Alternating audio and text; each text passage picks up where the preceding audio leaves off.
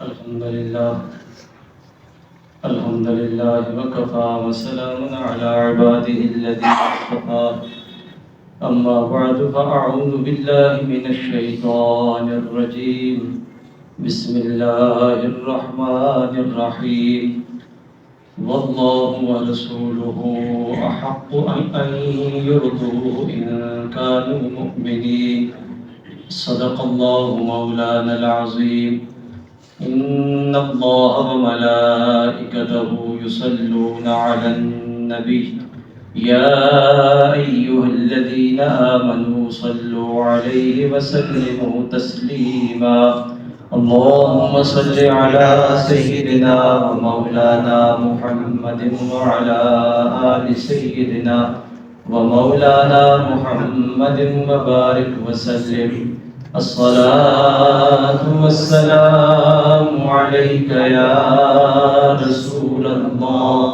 وعلى آلك وأصحابك يا حبيب الله الصلاة والسلام عليك يا رحمة للعالمين وعلى آلك وأصحابك يا شفيع المذنبين. حاضرین محترم، جو آیت مقدسہ آپ حضرات کے سامنے تلاوت کی ہے، پروردگار عالم ارشاد فرماتا ہے واللہ ورسولہ احق ان یرضوہ ان کانوا مؤمنین. اللہ اور اس کے رسول یہ حق زیادہ رکھتے ہیں کہ اسے راضی کیا جائے اگر تم مومن ہو. معلوم ہوا مومن وہی ہے جو اللہ اور اللہ کے رسول کو ہمیشہ راضی رکھنے کی کوشش کرتا ہے اور ایسے تمام اعمال تمام افعال سے بچتا ہے جن سے اللہ تعالیٰ یا اس کے پیارے رسول صلی اللہ علیہ وآلہ وسلم ناراض ہوتے ہیں. صحابہ اکرام علیہم رضوان کی سیرت کو دیکھا جائے تو ہمیں بے شمار ایسے واقعات ملتے ہیں جہاں انہوں نے سرکار کی رضا کی خاطر بڑے سے بڑا نقصان گوارا کر لیا، بڑے سے بڑا نقصان برداشت کر لیا، لیکن محبوب کریم صلی اللہ علیہ وآلہ وسلم کی ناراضگی کو مول نہیں لیا. حضرت انس بن مالک رضی اللہ تعالیٰ عنہ فرماتے ہیں سرکار کے ساتھ ہم ایک سفر میں تھے، راستے سے گزر رہے تھے کہ نبی کریم علیہ السلام نے ایک اونچی عمارت دیکھی، بڑا مکان دیکھا. آپ نے فرمایا یہ کس کا ہے؟ بتایا گیا یہ فلاں صحابی کا ہے. سرکار نے خاموشی اختیار فرما لی. کچھ دن کے بعد وہ صحابی سرکار کی خدمت میں حاضر ہوئے، سلام عرض کیا. محبوب کریم علیہ السلام نے چہرہ مبارک دوسری طرف پھیر لیا. وہ دوسری طرف سے حاضر ہو کے پھر سلام عرض کرتے ہیں. آپ نے رخ زیبا پھر پھیر لیا. وہ پریشان ہو گئے. صحابہ اکرام سے پوچھا کہ سرکار کے توجہ نہ فرمانے کا سبب کیا ہے؟ بتایا گیا کہ اس طرح سرکار گزرے تھے اور تمہارے مکان کے بارے میں پوچھا تھا تو ہم نے بتایا یہ تمہارا ہے. جب انہیں یہ معلوم ہوا کہ سرکار نے میرے اس اونچے مکان کو پسند نہیں کیا، اسی وقت گئے اور مکان کو گرا کے بالکل زمین کے برابر کر دیا. اور پھر آگے یہ بتایا بھی نہیں کہ سرکار جس چیز سے آپ نے اظہار ناراضگی فرمایا میں نے اسے ختم کر دیا، ذکر بھی نہیں کیا. کچھ وقت کے بعد پھر سرکار کا ادھر سے گزر ہوا، دیکھا وہاں کوئی عمارت نہیں، کوئی نام و نشان نہیں. پوچھا وہ عمارت کدھر گئی؟ عرض کی کہ یا رسول اللہ جب آپ نے اظہار ناراضگی فرمایا تھا انہیں پتہ چلا تو انہوں نے آ کے پورا مکان ہی گرا دیا ہے. نبی کریم علیہ السلام نے فرمایا ہر وہ عمارت جو دنیا میں فخر و غرور کی وجہ سے تعمیر کی گئی ہو قیامت والے دن بنانے والے کے لیے وبال ہوگی. ہمارے علماء نے اس کی تشریح میں لکھا ہے عمارت بنانے کا اگر مقصد فخر و غرور ہے پھر تو یہ بہت بڑا برا عمل ہے. غرور اور فخر اللہ رب العزت کو پسند نہیں ہے. اور اگر عمارت فخر و غرور کے لیے نہیں اپنے نام و نمود کے لیے بنائی گئی تو تو ایسی عمارت بھی سرکار نے فرمایا قیامت کے دن بنانے والے کے لیے وبال ہوگی۔ ہاں جو ضرورت کے مطابق ہے، رہائش کے لیے ضرورت جتنی ہے اگر اتنی تعمیر کی تو اس پر یہ وعید جاری نہیں ہوتی، لیکن بڑی بڑی اونچی عالی شان عمارتیں بنانا، ضرورت پوری ہو رہی ہے اور پھر بھی بناتے چلے جانا، یہ عمل سرکار مدینہ صلی اللہ علیہ وآلہ وسلم کو پسند نہیں۔ سرکار نے فرمایا ہر عمارت بنانے والے کے لیے، جو ایسی عمارت ہے ضرورت کے بغیر، آپ نے فرمایا وہ قیامت کے دن بنانے والے کے لیے وبال ہوگی۔ اب اس حدیث پاک میں ہمارے لیے یہ سبق بھی ہے کہ ہم بھی سرکار سے محبت کے دعوے کرتے ہیں۔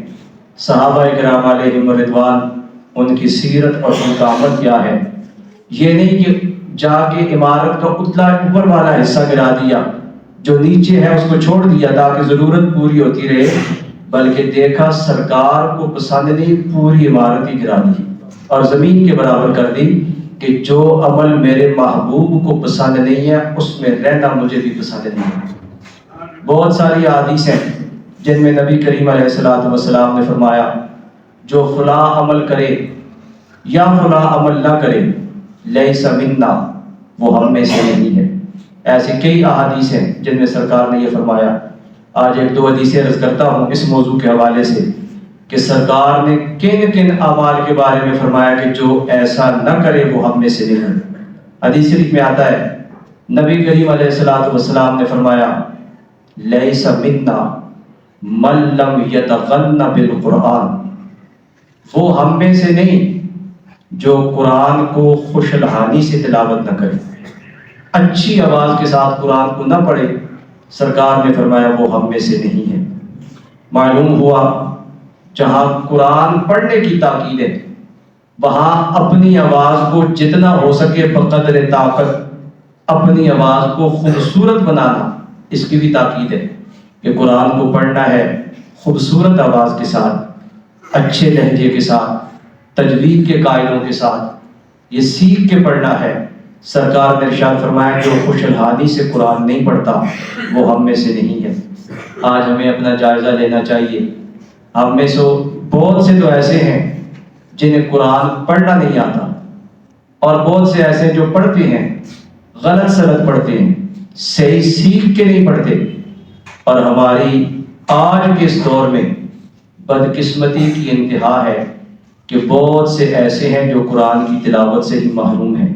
پڑھنا تو دور کی بات، مہینے گزر جاتے ہیں انہیں زیارت کی توفیق بھی نہیں ہوتی کہ قرآن کھول کے دیکھ ہی لیں، زیارت کی توفیق بھی نہیں، بس قرآن کو غلافوں میں لپیٹ کے بہت اونچا رکھ دیا، اتنا اونچا کہ رمضان سے پہلے ہاتھ بھی وہاں تک نہیں پہنچتا۔ رمضان آتا ہے تو اس کی گرد جاڑی جاتی ہے، پھر کھول کے دیکھا جاتا ہے، جیسے ہی رمضان شریف ختم ہوا پھر قرآن مجید کو بند کر کے رکھ دیا کہ رمضان ختم تو اب اس کے ساتھ تعلق بھی ختم۔ تو سرکار نے فرمایا جو خوش رحانی سے قرآن نہیں پڑھتا وہ ہم میں سے نہیں ہے۔ اور صحابہ کرام علیہم رضوان کی سیرت کو دیکھا جائے کس انداز سے قرآن پڑھتے تھے۔ حضرت عبداللہ بن مسعود رضی اللہ تعالیٰ عنہ قرآن کریم کے بہت بڑے قاری ہوئے ہیں، بلکہ نبی کریم علیہ الصلوۃ والسلام نے ان کے بارے میں فرمایا جو قرآن اس طرح سننا چاہے جس طرح جبریل امین نے مجھ پہ نازل کیا ہے، اسے چاہیے وہ ابن مسعود سے تلاوت سن لیا کرے۔ اتنا بہترین وہ قرآن پڑھتے تھے۔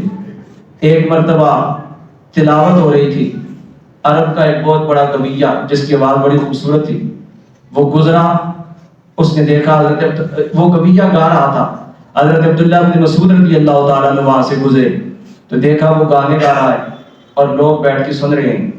آپ نے جب اس کو دیکھا آپ نے فرمایا کتنی خوبصورت آواز ہے، کاش یہ قرآن کی تلاوت کے لیے وقف ہو جاتی۔ یہ فرما کے آپ چلے گئے۔ اس نے بھی دیکھ لیا کہ سرکار کے صحابی آئے تھے اور کچھ فرما کے چلے گئے۔ بعد میں لوگوں سے پوچھا وہ کیا کہہ کے گئے تھے؟ لوگوں نے بتایا تیری آواز کی انہوں نے تعریف کی ہے اور یہ کہا کہ کاش یہ آواز قرآن کی تلاوت کے لیے وقف ہو جاتی۔ اس نے اسی وقت توبہ کی، حضرت کی خدمت میں حاضر ہوا، عرض کی حضور مجھے قرآن کی تلاوت سکھائیے، آئندہ اس گلے سے گانے کی آواز نہیں قرآن کی آواز ہی آیا کرے۔ آپ کی خدمت میں رہا، سیکھا اور دنیا کا پھر بہترین قاری بنا۔ تو قرآن حکیم کو پڑھنا اور خوبصورت آواز کے ساتھ خوش الحانی کے ساتھ پڑھنا یہ شریعت کا مطلوب ہے، شریعت کا تقاضا ہے۔ نبی کریم علیہ الصلوۃ والسلام نے حدیث میں فرمایا لیس منا من لم یتغن بالقرآن، جو قرآن کو خوش الحالی کے ساتھ نہیں پڑھتا وہ ہم میں سے نہیں ہے۔ ہمیں اپنا جائزہ لینا چاہیے، ہم قرآن کو کتنا وقت دیتے ہیں اور کتنی خوبصورتی کے ساتھ پڑھنے کی کوشش کرتے ہیں، اور اس کو سیکھنے کے لیے کتنا وقت نکالتے ہیں۔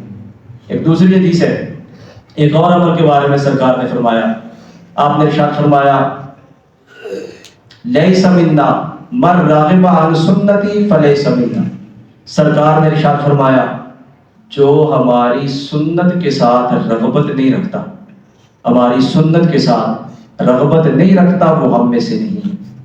سنت محبوب کریم صلی اللہ علیہ وآلہ وسلم نے جو طریقہ بتایا اس کے مطابق اپنی پوری زندگی بسر کرنا، یہ اللہ رب العزت کا حکم بھی ہے۔ خالق کائنات نے اپنی چاہت بتانے کے لیے قرآن نازل فرمایا، اور زندگی کیسے گزارنی ہے، زندگی گزارنے کے لیے اپنے محبوب کی سیرت کو عملی نمونے کے طور پہ ہمارے سامنے پیش کیا۔ ارشاد فرمایا لقد کان لکم فی رسول اللہ اسوۃ حسنہ، بے شک تمہارے لیے محبوب کریم صلی اللہ علیہ وآلہ وسلم کی زندگی میں بہترین نمونہ ہے۔ اگر میری چاہت کے مطابق زندگی گزارتے ہو تو محبوب کی اسوہ حسنہ کو اپنا لو۔ جب سرکار کی سیرت کی پیروی کرو گے اور سرکار کی سنتوں پر عمل کرو گے، اللہ رب العزت تمہیں اپنا محبوب بنا لے گا۔ قل ان کنتم تحبون اللہ فاتبعونی یحببکم اللہ، اے محبوب صلی اللہ علیہ وآلہ وسلم آپ اعلان فرما دیں، اے لوگوں اگر تم اللہ سے محبت کرنا چاہتے ہو فاتبعونی، سرکار فرماتے میرے پیچھے پیچھے چلو، میری پیروی کرو۔ جب میری پیروی کرو گے یحببکم اللہ، اللہ تمہیں اپنا محبوب بنا لے گا۔ پہلے تم محبت کرنا چاہتے تھے، محب تھے، اور محبوب کی سنت پہ عمل کرو گے، اللہ رب العزت تمہیں محبوبیت کے مقام پہ فائز فرما دے گا۔ تو سرکار کی سنت کے مطابق زندگی گزارنا یہ اللہ رب العزت کو مطلوب ہے، اور محبوب کی سنتوں سے محبت کرنا، محبوب کی سنتوں کو سیکھنا۔ سرکار نے بہت بڑی بشارت عطا فرمائی اس شخص کو، آپ نے فرمایا من احب سنتی فقد احبنی ومن احبنی کان معی فی الجنہ، سرکار نے ارشاد فرمایا جس نے میری سنت سے محبت کی اس نے مجھ سے محبت کی، اور جس نے مجھ سے محبت کی وہ جنت میں میرے ساتھ ہوگا۔ یہ کتنی بڑی فضیلت ہے، اس مقام پہ تو نہیں جہاں سرکار ہے، ظاہر سرکار کا مقام مرتبہ بہت بلند ہے، لیکن جنت میں ہوگا۔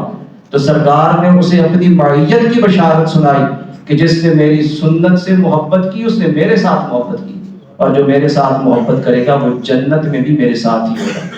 اور دوسری حدیث جسے امام بہقی نے نقل کیا، فرماتے ہیں محبوب کریم علیہ الصلوۃ والسلام نے فرمایا من احیا سنتی عند فساد امتی فلہ اجر مئۃ شہید، جس نے فساد کے وقت جب امت میری سنتوں کو بھول جائے اور امت سنتوں پہ عمل کرنا چھوڑ دے، اور جب میری سنتیں مٹ گئی ہوں، سرکار نے فرمایا جو اس دور میں میری ایک سنت کو زندہ کرے گا رب اسے 100 شہیدوں کا ثواب عطا فرمائے۔ ایک شہید کا درجہ مل جانا، ایک شہید کا مقام مل جانا بہت بڑا یہ اللہ رب العزت کی طرف سے انعام ہے۔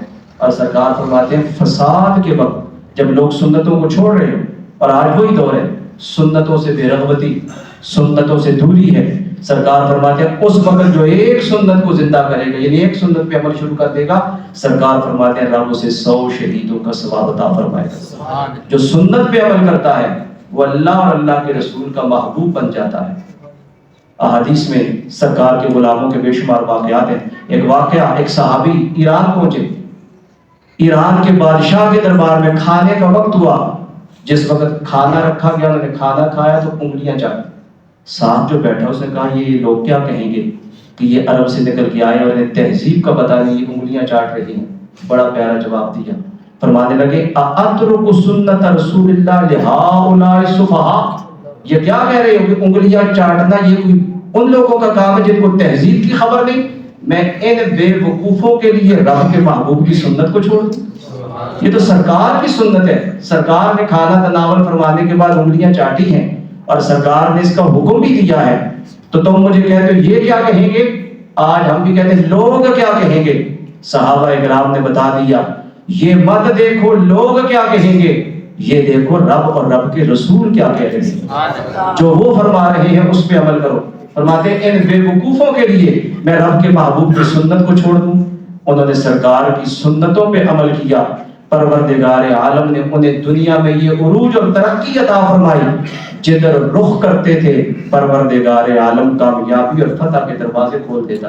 اور آج ہم سنتوں سے دور ہوتے جا رہے ہیں اور نتیجہ یہ ہے کہ دنیا میں ذلیل اور رسوا ہوتے جا رہے ہیں.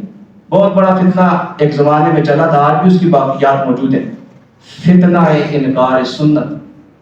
کچھ ایسے لوگ تھے جنہوں نے معاذ اللہ انکار سنت کو اپنا وتیرہ بنا لیا. غیروں کے طریقے کو اختیار کرنا اور محبوب کریم علیہ السلام کی سنتوں کو چھوڑنا، یہ انہوں نے اپنی عادت بنا لی. اور آج بھی ان کی باقیات موجود ہیں جو ایسے دعوے کرتے اور ایسی باتیں کر کے لوگوں کو دین اور سنت سے دور کرتے ہیں کہ لوگ کیا کہیں گے. آج زمانہ ترقی کر گیا، معاشرہ کہاں پہنچ گیا، تم آج سے 1400 سال پہلے کی باتیں سنا رہے ہو. ایسی باتیں کر کے لوگوں کا ذہن خراب کر رہے ہیں. علامہ اقبال نے اپنے دور میں ایک نظم لکھی تھی کہ ابلیس نے اپنی ذریت کو جمع کیا، ابلیس نے اپنی اولاد کو جمع کیا، اور جمع کر کے ابلیس نے پوچھا ان سے کہ مسلمان کمزور بھی ہیں، مسلمان غریب بھی ہیں، مسلمان بے بس بھی ہیں، لیکن پھر بھی اسلام ترقی کرتا چلا جا رہا ہے. مسلمانوں میں تو ایسے کوئی چیز نظر نہیں آتی، کس وجہ سے پھر بھی اسلام دنیا میں پھیلتا جا رہا ہے؟ تو ابلیس نے انہیں یہ کہا تھا کہ یہ ساری چیزیں ہیں لیکن یہ سرکار کی ذات اور سرکار کی تعلیمات کے ساتھ محبت کرتی ہیں. یہ اس محبت کا نتیجہ ہے. اگر تم چاہتے ہو کہ اسلام دنیا میں نہ پھیلے تو ان کے دلوں سے جذبہ سنت رسول کو مٹا دو. اقبال نے کہا تھا وہ فاقہ کش کے موت سے ڈرتا نہیں ذرا، روح محمد اس کے بدن سے نکال دو. فکر عرب کو دے کے فرنگی تخیلات، اسلام کو حجاز و یمن سے نکال دو. اگر چاہتے ہو تو پھر ان کا ذہن بدلو، ان غیروں کے طور طریقے اختیار کرنے کی تبدیل کرو، وہ تعلیم و تربیت دو کہ یہ اغیار کے سانچے میں ڈھل جائیں اور مکین گنبد خضرا کی سنتوں کو چھوڑ دیں. جب یہ چھوڑ دیں گے تو دنیا میں ذلیل و رسوا ہو جائیں گے، کمزور بھی ہو جائیں گے. تو سنتوں پر عمل کرنے سے اللہ رب العزت عروج عطا فرماتا ہے، ترقی عطا فرماتا ہے. جنہوں نے سنتوں پہ عمل کیا اللہ رب العزت نے کیسا عروج عطا فرمایا. حضرت بایزید بستامی رحمۃ اللہ علیہ سلطان العارفین، گروہ اولیاء میں انہیں سلطان العارفین کے لقب سے جانا جاتا ہے. ایک شخص آپ کی خدمت میں حاضر ہوا، کچھ وقت رہا اور پھر جانے لگا.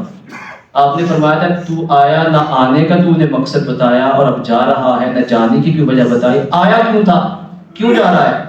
کہنے لگا کہ بڑی آپ کی تعریف سنی تھی، بڑی شہرت سنی تھی، بڑے ولی ہیں، تو میں آیا تھا کہ آگے دیکھوں، کوئی کرامت دیکھوں گا.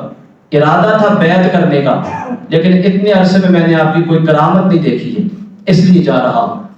آپ نے فرمایا ٹھیک ہے، میں تجھے جانے سے روکتا نہیں، لیکن مجھے بتا اتنے عرصے میں کیا تو نے میرا کوئی عمل سنت رسول کے خلاف دیکھا ہے؟ تو رہا اتنا عرصہ، کیا کوئی میرا عمل ایسا دیکھا جو سرکار کی سنت کے خلاف ہو؟ کہنے لگا نہیں، ایسا تو کوئی عمل نہیں دیکھا. آپ نے فرمایا الاستقامت فوق الکرامہ، میرے نزدیک محبوب کی سنت پہ عمل کرنا یہ کرامتوں سے افضل ہے. کرامتیں دکھانا الگ بات، سرکار کی سنت پہ عمل کرنا یہ کرامتوں سے افضل ہے. بلکہ ایک روایت میں یہاں تک آتا ہے، آپ نے فرمایا سرکار کی سنت پہ عمل کرنا 1000 کرامتوں سے افضل ہے. آج ہم کرامات کے پیچھے پڑ گئے، سنتوں کا مذاق اڑایا جا رہا ہے اور ہم کرامات کے پیچھے پڑ گئے ہیں. یہ نہیں دیکھتے جس کی کرامتیں بیان کی جا رہی ہیں وہ سرکار کی سنت پہ عمل بھی کر رہا ہے کہ نہیں. سب سے بڑی کرامت شریعت پر استقامت ہے، سنت پر استقامت ہے. حضرت خواجہ امیر کلار رحمۃ اللہ علیہ، جانتے ہیں یہ کون ہے؟ حضرت خواجہ بہاؤالدین نقشبند رحمۃ اللہ علیہ کے مرشد ہیں. اتنی بڑی ہستی ہیں، بڑا پیارا ان کا ایک قول ہے. فرماتے ہیں کہ اگر تم نفلی نمازیں پڑھ کے تمہاری کمر کبڑی ہو جائے اور نفلی روزے رکھ کے تنکے کی طرح تم سوکھ جاؤ، قسم ہے جلال خدا بندی کی، قرب الہی کو نہیں پا سکتے جب تک محبوب کی سنت پہ عمل نہیں کرو.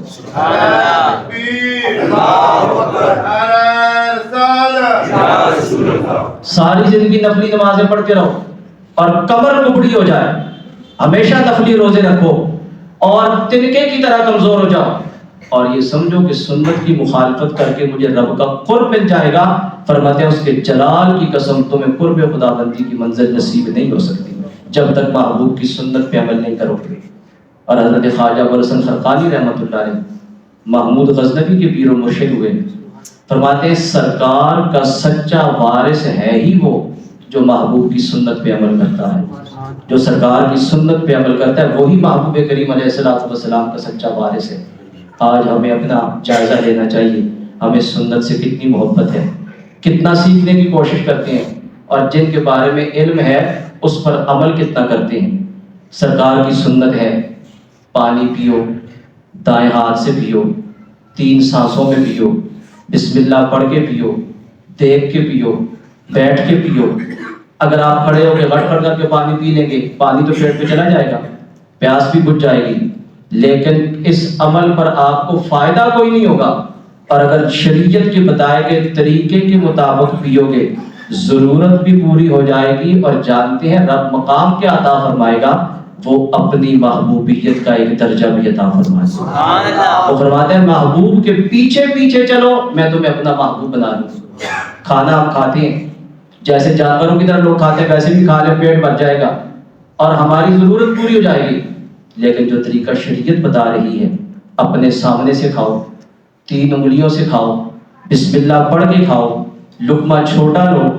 جب ان آداب کے مطابق کھاؤ گے، اللہ رب العزت کے محبوب کی سنت سمجھ کے اپنی ضرورت کو پورا کر رہے ہو، پیٹ بھی بھر جائے گا، کھانا بھی کھا لو گے، رب اس عمل پہ اپنی بارگاہ سے ثواب بھی عطا فرما دے گا۔ بیت الخلاء میں جاتے ہیں، ہماری تو بھی ضرورت ہے، لیکن سرکار نے جو طریقہ بتایا کہ جاتے وقت بایاں قدم اندر رکھو، اندر جانے سے پہلے دعا پڑھ لو، جو دعا پڑھنے کی یاد بھی کرنی چاہیے، اللہم انی اعوذ بک من الخبث والخبائث، یہ پہلے پڑھو، بایاں قدم اندر رکھو، جا کے جب فارغ ہو جاؤ باہر نکلو تو دایاں قدم پہلے باہر نکالو، اور باہر آ کے پھر دعا پڑھ لو، غفرانک الحمدللہ الذی اذھب عنی الاذی وعافانی، یہ دعا پڑھ لو، ضرورت بھی پوری ہو جائے گی، رب اس پر ثواب بھی عطا فرما دے گا۔ یہ ہماری ضرورتیں ہیں، ہم ضرورتیں بھی پوری کرتے رہے، لیکن جو طریقہ محبوب نے بتایا ہے، سونا ہماری تو بھی ضرورت ہے،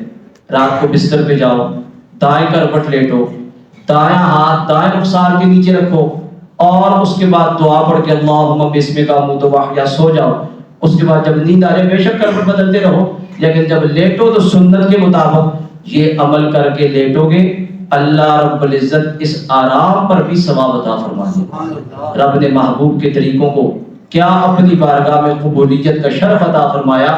یہ چھوٹی چھوٹی باتیں بظاہر دیکھنے میں ہیں، لیکن ان پہ اگر عمل کرتے رہو گے اللہ رب العزت کی بارگاہ سے درجہ بھی ملتا جائے گا، صرف درجہ مرتبہ نہیں ملے گا، بلکہ وہ فرماتے ہیں محبوب کی اتباع کرتے جاؤ گے میں تمہیں محبوبیت کی منزل پہ فائز کر دوں گا۔ اور جو سنت کی پیروی نہیں کرتے، اپنے آپ کو سنت سے محروم رکھتے ہیں، وہ اللہ رب العزت کی بارگاہ سے پھر دور ہوتے چلے جاتے ہیں۔ حضرت سفیان ثوری رحمۃ اللہ علیہ بہت بڑے محدث ہیں، آپ فرماتے ہیں کہ سنت محبوب کریم صلی اللہ علیہ وآلہ وسلم کی سنت پہ عمل کرنے سے دل کو سچی خوشی نصیب ہوتی ہے۔ فرماتے ہیں جو سکون مجھے نصیب ہے اور میرے دل میں جو خوشیاں ہیں، اگر بادشاہوں کو پتہ چل جائے وہ تلوار لے کے میرے سر پہ کھڑے ہو جائیں کہ خوشیوں کا راز ہمیں بھی بتا دو۔ سکون حاصل کرنا ہر شخص کی خواہش ہے، ہر شخص چاہتا ہے میں سکون میں آ جاؤں۔ فرماتے ہیں سچی خوشی، سچا سکون اگر ملتا ہے محبوب کی سنت پہ عمل کرنے سے ملتا ہے۔ اگر محبوب کی سنت پہ عمل کرتے رہو گے اللہ رب العزت سچی خوشی اور سچا سکون عطا فرما دے گا۔ بلکہ حضرت امام مالک رحمۃ اللہ علیہ اپنے شاگردوں کو پڑھا رہے تھے، آپ نے فرمایا دیکھو طوفان نوح آیا تھا، سارے غرق ہو گئے، بچے وہی ہیں جو حضرت نوح علیہ السلام کی کشتی میں بیٹھے، وہ بچ گئے ہیں، باقی جتنے تھے سارے غرق ہو گئے ہیں۔ یہ فرمانے کے بعد آپ نے فرمایا آج اپنے دور کے بارے میں آپ فرما رہے ہیں، آج کے دور کے فتنوں سے اگر بچنا چاہتے ہو، امام مالک بہت پہلے گزرے ہیں، ان کے گزرنے کے بعد بھی 1300-1400 سال گزرنے والے ہیں، آج تو فتنوں کا بہت بڑا سیلاب اور وبال آیا ہوا ہے۔ آپ اپنے زمانے کے بارے میں فرماتے ہیں اگر اس دور کے فتنوں سے بچنا چاہتے ہو تو آج بھی کشتی نوح میں بیٹھ جاؤ، شاگردوں نے پوچھا حضور آج کشتی نوح کون سی ہے؟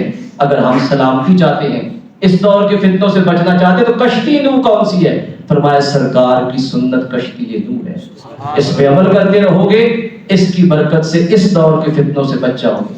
تو محبوب کریم علیہ الصلوۃ والسلام نے فرمایا جس نے ہماری سنت کے ساتھ محبت نہیں کی، سنت سے رغبت نہیں رکھی، لیس منا، سرکار نے فرمایا وہ ہم میں سے نہیں ہے۔ اور جو سنت پہ عمل کرتے ہیں اللہ رب العزت انہیں اپنی بارگاہ کا قرب عطا فرماتا ہے، اپنے محبوب کی بارگاہ کا قرب عطا فرماتا ہے۔ سنتوں پر عمل کرنے سے آخرت کے فائدے تو ہیں ہی، دنیا کے بھی بہت بڑے فائدے ہیں۔ اگر آپ دور حاضر کے محققین سے پوچھیں دنیا کو دانت صاف کرنے کا طریقہ کس نے سکھایا ہے، کوئی نہیں بتا سکے گا۔ آج کی دنیا دانت سارے صاف کرتے ہیں، یہ طریقہ سکھایا کس نے ہے کوئی نہیں بتا سکے گا۔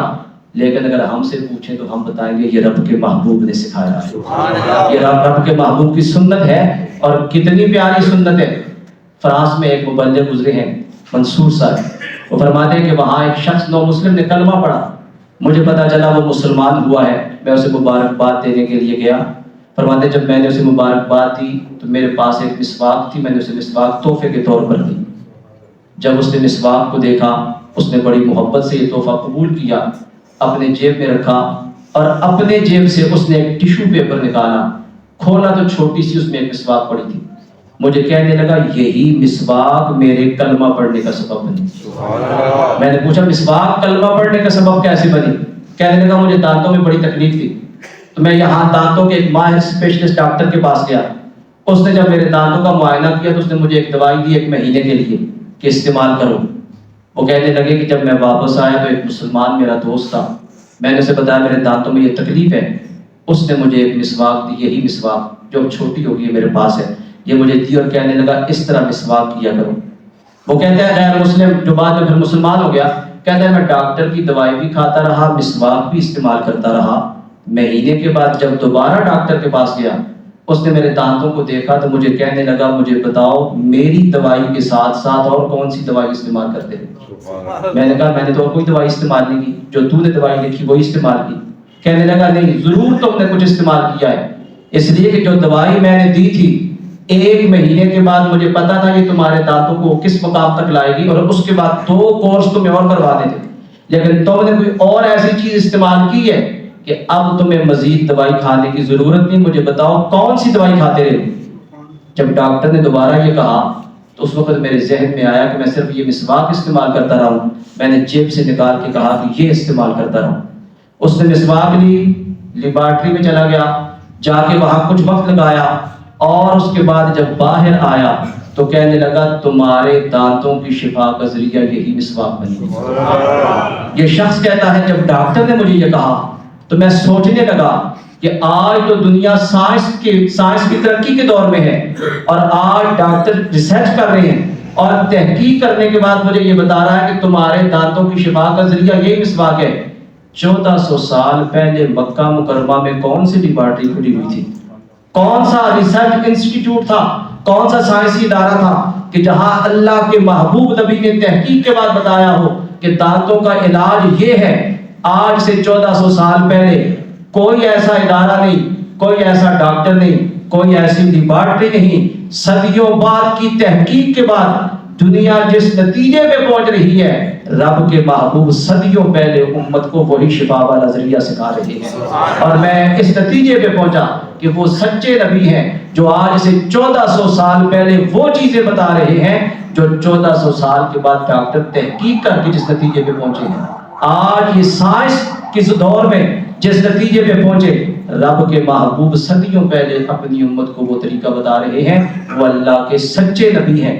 تو معلوم ہوا سنت پہ عمل سے آخرت کی بھلائیاں تو ملتی ہی ہیں، سنت پر عمل کرنے سے دنیاوی فائدے بھی ہیں۔ تو محبوب کریم صلی اللہ علیہ وآلہ وسلم کی سنتوں کو سیکھنا اور اس کے مطابق زندگی بسر کرنا، 2 جہاں میں مطلوب کر تمہیں آرام ہے، ان کا دامن تھام لو جن کا محمد نام ہے۔ دونوں جہاں سمجھ جائیں گے۔ اللہ اکبر۔ رسالت یا رسول اللہ رحمت للعالمین. محبوب کریم صلی اللہ علیہ وآلہ وسلم کے طریقوں کو سیکھنا، ان پہ عمل کرنا، یہ دارین میں فلاح اور کامیابی کا ذریعہ ہے. کچھ اور احادیث بھی ہیں جن میں سرکار نے فرمایا جو فلاں فلاں عمل کرے وہ ہم میں سے نہیں. تو آج ذکر کی ہیں، انشاءاللہ آئندہ جمعۃ المبارک کو کچھ احادیث اور ذکر کروں گا. پروردگار عالم ہمیں قرآن و سنت کا فہم عطا فرمائے اور قرآن و سنت کے مطابق زندگی بسر کرنے کی